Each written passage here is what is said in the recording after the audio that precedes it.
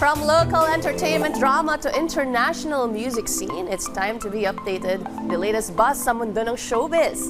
Una rito, hindi raw naging maganda ang pasok ng 2026 para sa aktres na si Bianca Umali. Sa kanyang social media account, ibinahagi ni Bianca na nagkaroon siya ng health emergency nito lang dahilan para maapektuhan ang kanyang trabaho at personal life. Kasabay nito ay nag-upload siya ng ilang larawan na kuha sa ospital habang siya ay nagpapagamot.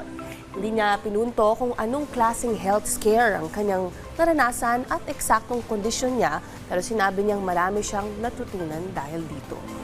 Nagkaroon daw siya ng moment para mag-reflect at mag-pause muna mula sa kanyang mga pinagkakabisihan at na-realize niyang napakadali natin na mapabayaan ang ating kalusugan. Maayos na raw siya at mabuti na ang kanyang kalagayan ngayon at nagpapasalamat din siya sa kanyang mga kapatid at sa boyfriend na si Ruru Madrid na nag-alaga sa kanya habang siya ay nagpapagaling.